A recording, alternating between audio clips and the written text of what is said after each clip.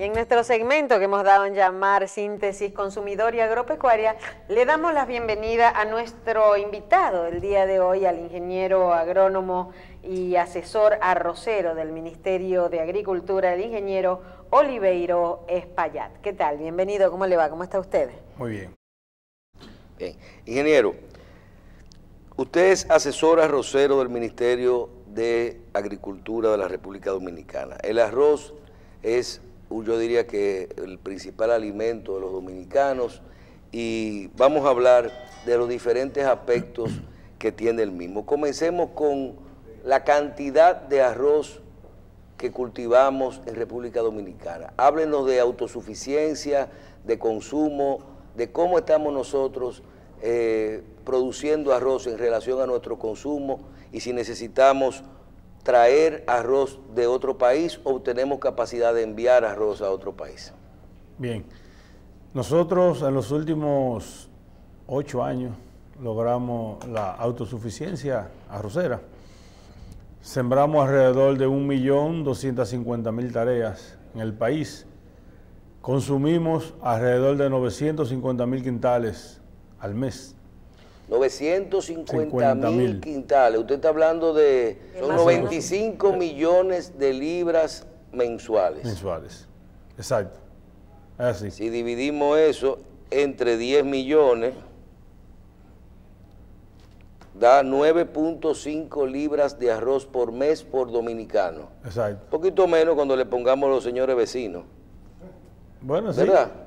Y los turistas también. Y los turistas, ¿verdad? Y los que no comemos arroz. Pero 95 millones de libras, y producimos en República Dominicana alrededor 95 de millones de libras 12 meses del año. Sí, estamos entre 11 y 12 millones de quintales producidos en el año. O sea que el consumo y la producción están cerca. Okay. Se complementa con la cuota que tenemos del acuerdo del DERECAFTA, que son alrededor de 400.000 quintales al año, que se permiten de entrada sin impuestos. Entonces, con el año pasado hubo algo de faltante y se importó un poquito más de esa cuota. Eso varía de acuerdo a cómo venga la producción, cómo venga el clima. Hubo problema en el Bajo Yuna y eso. Exacto. Y las tormentas del año pasado bajaron un poco la productividad a final de año. Entonces, eso más o menos puede variar algo, pero normalmente estamos entre 11 y 12 millones de quintales. El consumo se ha ido incrementando. Hace 5 años eran 900.000 quintales, ya estamos en 950.000. Sí, pero el mismo caso del aumento del turismo, usted lo mencionó, y de lo mismo que sale a Haití. Exacto. Y además que el arroz es una fuente de energía a un precio accesible. ¿Y la calidad del arroz dominicano, qué tal? La calidad. La calidad del arroz dominicano es muy superior a la calidad del arroz importado. Antes del 2008, el arroz importado era mejor y se pagaba incluso más caro. Pero han entrado variedades nuevas a través del sector privado, y esas variedades han traído un sabor y una aceptación por el público grande. Entonces, la de aquí ahora tiene más valor y más interés que la importada. Incluso ha habido años donde la importada, para lograr comercializarla, tiene que mezclarla con la de aquí. Y en los últimos años... para poderla vender, ¿verdad? Para poderla vender. Tienen que inyectársela al de aquí, porque el de aquí es muy superior. Mire, otro tema que a mí me llama la atención, fuera de que para mí el sector arrocero, hay 2 o 3 sectores, pero el arrocero es uno de los sectores de los más estables que hay dentro de todos estos los productos agropecuarios y de producción nacional, es el tema del precio. Uno independientemente del tipo de arroz, porque hay un arroz que es un poquito más económico, hay uno que es de primera calidad, yo veo que en los últimos 10 años, las variaciones en el precio en cada tipo, usted tiene uno que era 15, 16 pesos, que antes estaba a 14 pesos, y hay uno que termina en 22, 23, que antes estaba en 21, pero realmente se mantiene con unos niveles, si uno compara inflación, devaluación, los insumos y eso, es prácticamente invariable lo que es el precio en el mercado. ¿Qué hace este sector para poder tomarlo como ejemplo hacia otros sectores? Usted sabe que el arroz es un cultivo que influye mucho en lo político, porque un arroz, el cultivo de arroz es de la mayoría del pueblo, entonces siempre la parte política está enfocada en que ese precio se mantenga. Como el plátano y el arroz. El plátano también. El plátano ya es oferta y demanda, pero el arroz lo que lo ha estabilizado más ha sido el programa que implementó el senador Amílcar Romero en el año 99, que fue la pignoración.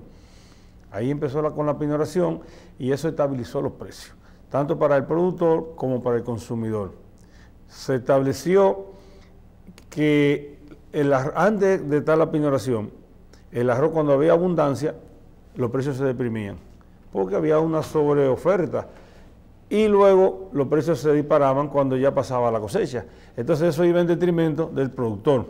Pero al lograr la pignoración, ya se acuerda en el mes de febrero y marzo de cada año, se reúne la Comisión Nacional Arrocera y se acuerda un precio que se va a pagar al productor y el precio que se va a llegar al consumidor. Y tiene un techo y un piso, y se mantiene en ese piso y ese techo, autorizado por la Comisión. Entonces eso ha dado muy buen resultado a través de los últimos 15 años. Eso ha estabilizado el precio, pero sí nosotros como productores tenemos el reto de buscar la eficiencia en el cultivo, porque así como usted lo dijo, la tasa del dólar del 2003, 2004, al 2006, 7 y 8 a la de ahora es muy diferente. Los insumos cada año suben. ¿Se han hecho más eficiencia, mayor productividad por tarea, por ejemplo? Sí, porque nosotros los costos cada vez se nos están incrementando. Mejores variedades. Variedades de más rendimiento, mecanización de las labores para poder reducir los costos. Entonces, usar variedades que se adapten a la zona, porque nuestros costos cada año se incrementan y tenemos que saber manejar esa parte para poder seguir vendiendo el arroz al mismo precio que tenemos ya durante 10 años. ¿Cómo estamos nosotros a nivel de competitividad en los niveles de costo? Si usted compara el costo de producción de nuestro arroz aquí y el costo del que uno puede adquirir ese arroz cuando hay una cuota o de importación, ¿es similar o hay otros países que por sus niveles de cultivo, de amplias extensiones de terreno y variedades, pueden tener costos inferiores? No, el único país que nos afecta por los costos son los Estados Unidos, y por eso que estamos hablando de revisar el DERCASTA, porque los productores de Estados Unidos tienen mucho apoyo, tienen mucho subsidio. Entonces, en igualdad de condiciones, si los americanos no tuvieran subsidio, no hay problema. Nosotros estamos en condiciones de competir. Vamos a hablar de eso un momentico. Usted Sí. mencionó algo que es para ir llevando el programa, que la gente vaya entendiendo. Usted mencionó pignoración, y yo le puedo decir también que hoy mismo hablábamos de exenciones y todos sabemos que el arroz es uno de los productos que, por ejemplo, no tiene ITEVI, que es un producto que está exento de ITEVI. ¿Qué otros incentivos tenemos de la parte gubernamental, por ejemplo, a nivel de financiamiento, exenciones, seguro agropecuario y esto de las mismas pignoraciones? Hablen un poquito para cerrar lo que tiene que ver con los costos y los incentivos. El Estado Las mismas políticas públicas para lograr esto. El Estado ha cumplido su rol en cuanto a apoyo a la pignoración, que es que se paga los intereses de ese préstamo que se le da al industrial para que el arroz vaya saliendo al mercado a medida que se vaya necesitando. A través del Ministerio de Agricultura, el Estado paga esos intereses. El Estado cumplió su rol con la baja de la tasa del Banco Agrícola. Llegamos a pagar intereses hasta un 18%. Hoy está al 8%. Años anteriores, ahora está a un 8%. Que eso es algo que el productor le favorece y lo agradece. El Estado también está apoyando con el seguro agropecuario, con un 50% de la prima. Por ejemplo, todos mis campos que yo siembro, aparte de arroz, yo también cultivo yuca y plátano, todos están asegurados. Sí, Agrodosa lo da al 50%. Y Agrodosa está cumpliendo su rol, Con el mismo está ministerio. pagando todo lo que han tenido siniestros, productores que yo conozco, han tenido su siniestro y han cobrado su póliza. Entonces, ese es otro apoyo importante, el apoyo con el seguro, con el financiamiento, con las ferias agropecuarias que hace el Banco Agrícola para adquirir equipos. todos los meses de marzo de cada año hay una feria donde se financia tractores, cosechadoras, implementos agrícolas, todo lo que tenga que ver con el campo. A 5 y 6 años, pago cada semestrales, de acuerdo a cómo uno cosecha el arroz. Entonces, esos son apoyos que han hecho de muy bien al sector productor, que hay que seguirlo. Nosotros le pedimos que se sigan apoyando, porque el gobierno está consciente de la importancia que es mantener el cultivo del arroz estable. Aparte de la seguridad alimentaria, que significa usted tener su alimento seguro, no como otros países como Puerto Rico, Venezuela, que ahora no tienen seguridad alimentaria porque su producción se le cayó. Aparte de nosotros tener esa seguridad y esos alimentos asegurados, es la cantidad de mano de obra que genera el cultivo del arroz y la cantidad de personas que dependemos del cultivo del arroz a nivel nacional. Mire, y usted habló de seguridad alimentaria y otro aspecto fundamental para que contribuye con esto, que uno no lo puede, vamos a decir, controlar tan fácil, es el clima, con el estado, la sequía, a veces las inundaciones y a veces, me imagino que en otras áreas también tenemos algún tipo de algo que pueda afectar, hablando de enfermedades, de plagas al arroz. En esta área no lo tenemos, porque sé que las inundaciones afectan mucho, sobre todo el arroz del Bajo Yuna, o la sequía también hace que no se dé bien. ¿Qué tan vulnerables somos en estos tres sentidos? ¿Inundaciones, mucha agua, poca agua o plagas? Nosotros como agricultores tenemos que estar conviviendo con esas situaciones. Pero las zonas más afectadas por inundaciones son las zonas de Bajo Yuna y de Bajo Yaque, porque se siembra mucho arroz también en la parte de Montecristi, que es alrededor de unas 200.000 tareas. También en la zona de Bajo Yuna, son la parte más baja, pero son zonas netamente arroceras. Son zonas que usted dice, voy a cambiar el cultivo a otro cultivo, y es muy difícil usted conseguir otro cultivo que no sea arroz, porque es el que se adapta a esas zonas tan húmedas y a esos suelos que son suelos pesados. Entonces, esas zonas lo que tienen que estar claras y conscientes de que su cultivo tiene que estar asegurado. Para cuando venga un momento de problema, de inundación, si usted tiene su cultivo asegurado, por lo menos usted tiene su inversión asegurada. Porque lo difícil es cuando usted lo pierde todo y se queda con esas deudas o con esos problemas. Pero si usted está asegurado, usted dice, bueno, no gané, pero tampoco perdí, sigo hacia adelante. Y respecto a las plagas y a las enfermedades, hay épocas del año y hay años donde hay más ataques de plaga, pero eso ya nosotros lo hemos convivido.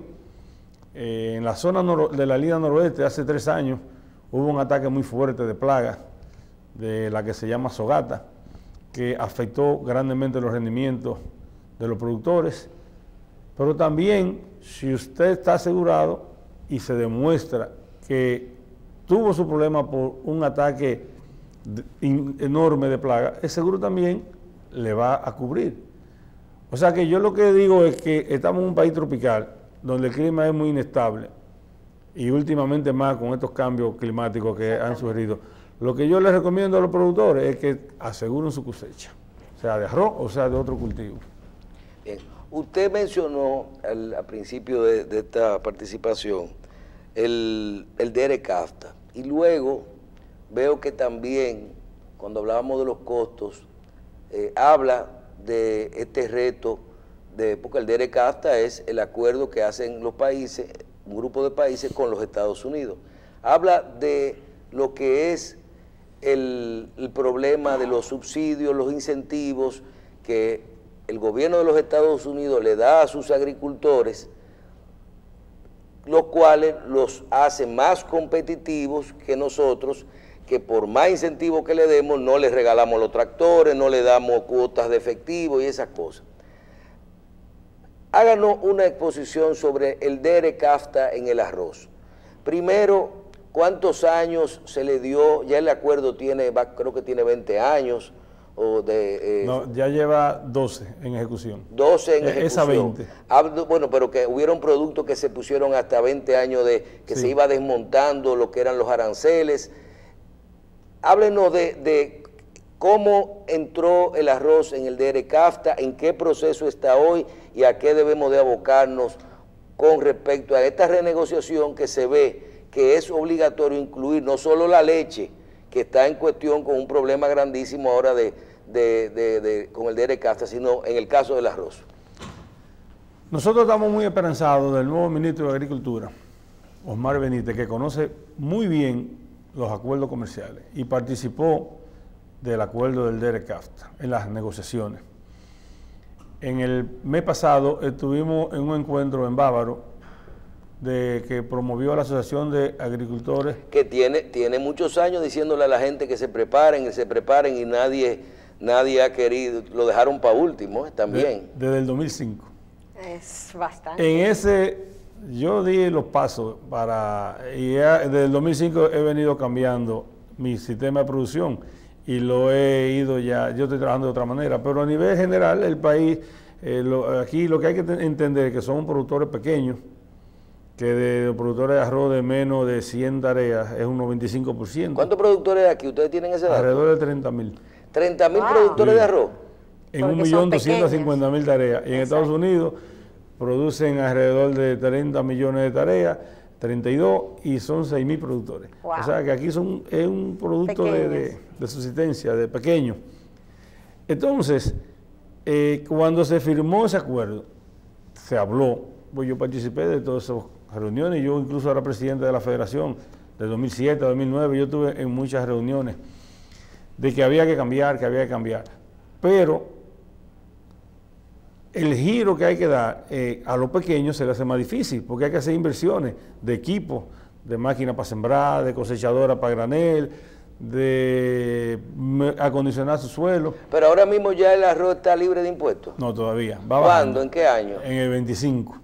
Ok. En el 25 ya ¿Eso está está libre. ahí mismo? Sí, pero ya a partir del 21, 22 se van a empezar a sentir esos aranceles al nivel que van desmontando.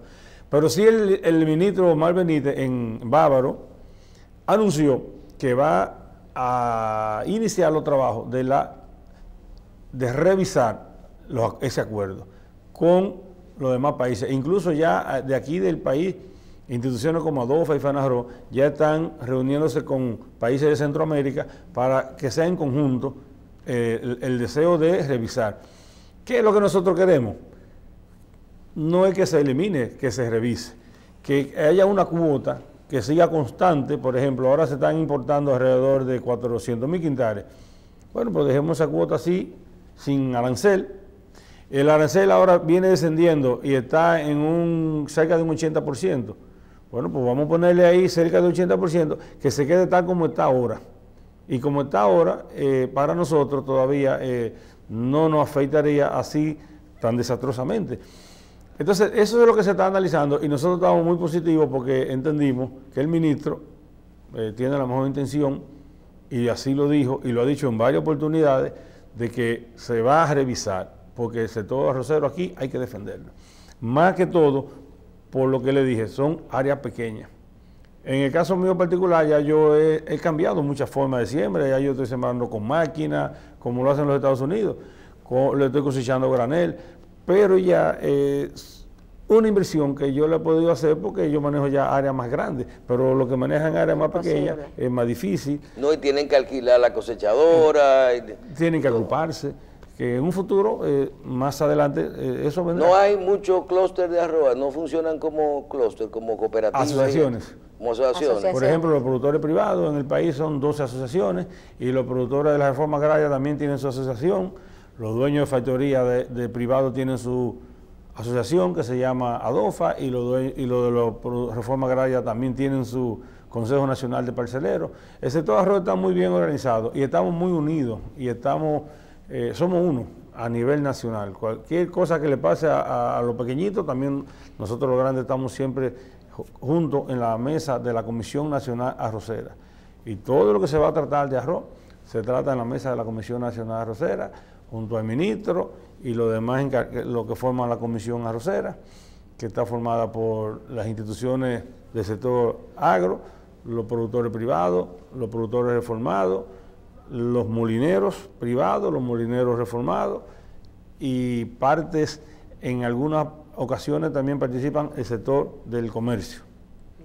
Nosotros no podríamos proteger al productor local, aunque sin violar el acuerdo. Por ejemplo, Estados Unidos protege a su productor con incentivos, con subsidios, sin violar el acuerdo del DERECAFTA. Nosotros, me imagino que el acuerdo es un desmonte de los aranceles, pero podríamos crearle otro tipo de controles a esos arroz importados, por ejemplo, evaluaciones sanitarias o algún impuesto que tenga que ver en la venta, no en la importación. ¿Se ha evaluado esto? Sí, para eso están también las salvaguardias, que son cuando usted ya le va a afectar su comercio local.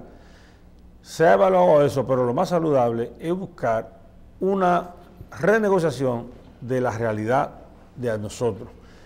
Ok, como yo le dije hace un momento, que se quede la situación como va ahora, a los aranceles que han bajado y a la cuota que se están importando. Y como quiera, no se le está diciendo que no a los productores norteamericanos. ¿Se atrevería usted a decir que en el área del arroz, República Dominicana, dejarlo fuera del acuerdo en una renegociación, si somos autosuficientes, es negocio?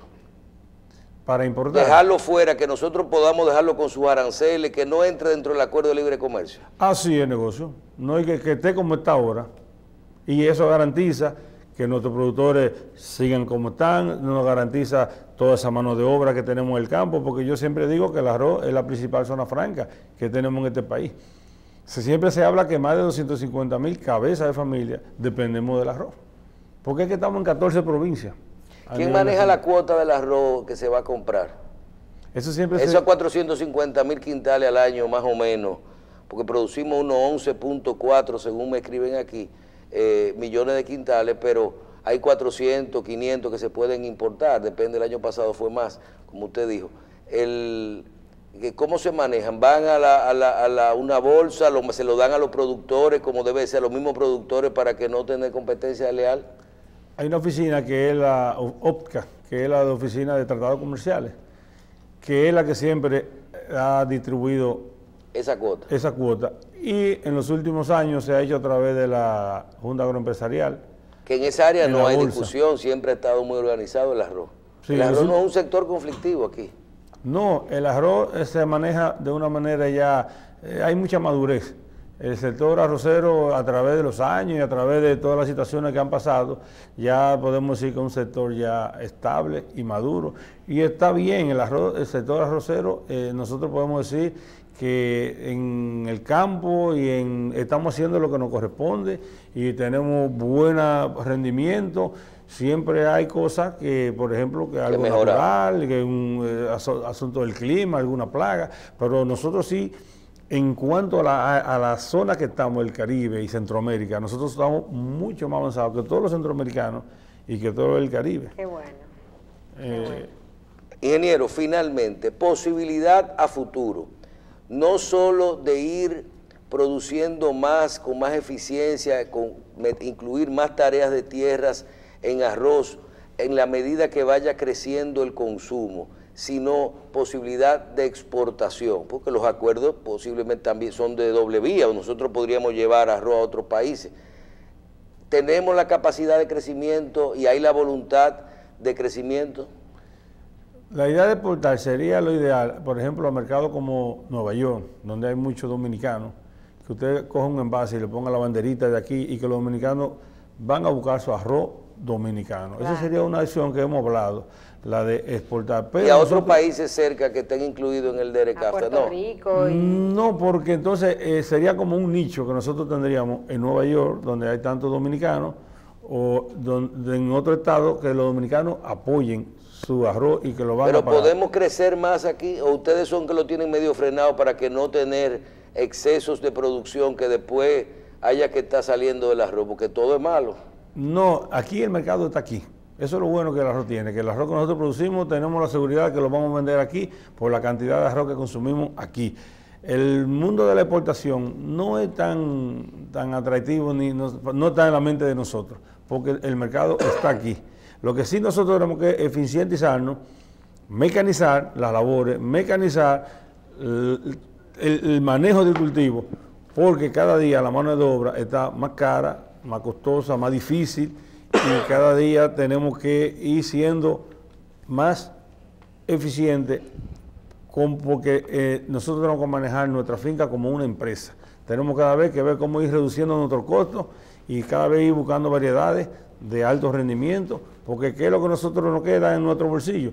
La diferencia de lo que usted invierte versus la diferencia de lo que usted vende. Entonces hay que poner cada vez que lo que usted produzca más, y que lo que usted gaste menos, para que le quede más. ¿Hay muchos haitianos participando del cultivo del arroz aquí? Sí, hay muchos haitianos. ¿La mecanización sustituye eso en todos los casos, cuando se logre? Sí, yo tengo áreas ahora mismo donde ha entrado muy pocas personas a laborar, porque lo he hecho con máquinas. ¿Inclusive en los semilleros? No, yo no uso esos semilleros, porque eso no... ¿Ustedes siembran directamente? Con la máquina. O al voleo, porque con el semillero ya el arroz no paga eso. Ya te incrementa el costo en un 25%. Es una práctica que se ha dejado. Eso hay que dejarlo. Y el productor que esté con los semilleros a mano no es competitivo. No dura mucho en el sector, porque eso no lo paga la producción. O sea, que esos campitos bonitos de semillas que se ponen verdecitos, que después trasplantaban, eso es práctica del pasado. Que parecen alfombritas. No, todavía lo están haciendo, pero lo que lo estén haciendo, yo se lo digo, no sigan así, porque no van a llegar lejos, porque eso es muy caro. Claro. Y hay fórmulas de hacerlo que uno tenga que hacer así. Entonces, ¿por qué hay que coger la forma cara? Claro. Porque eso encarecería también el producto final. Entonces te queda menos después del bolsillo, como yo le dije ahorita. Claro. O que uno viene a ver, no le queda nada, o pierde. Ingeniero, gracias. Bien. Le damos pues las gracias al ingeniero agrónomo Oliveiro Espaillat, asesor arrocero del Ministerio de Agricultura, y como se habrán dado cuenta que sabe muchísimo sobre arroz. Gracias, ingeniero. Bien.